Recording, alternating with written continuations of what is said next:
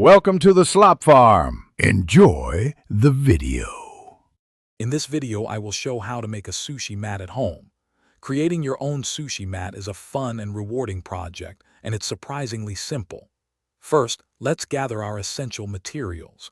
You will need about 20 to 25 bamboo skewers, each around 10 inches in length. Also, have on hand some strong cotton string or kitchen twine, roughly 10 feet in total.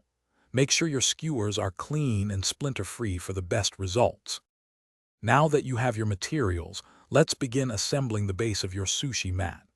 Carefully lay out all your bamboo skewers side by side on a clean, flat surface. It's important to maintain a consistent, small gap between each skewer. This allows the mat to be flexible for rolling. Align the ends of the skewers precisely to create a straight and even edge.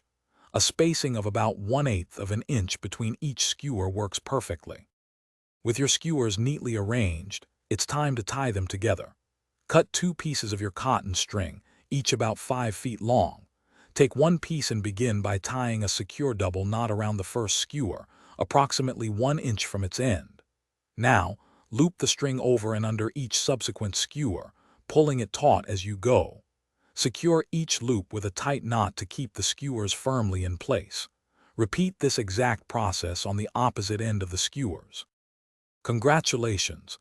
Your homemade sushi mat is almost complete. Carefully trim any excess string, leaving about 1/2 inch for a neat and tidy finish. Your brand new handmade sushi mat is now perfectly ready for rolling delicious sushi rolls right in your own kitchen. To keep your mat in excellent condition, always clean it by hand with warm, soapy water immediately after each use. Remember to allow it to air dry completely before storing it away for next time. Thanks for watching. Consider subscribing if we helped you today.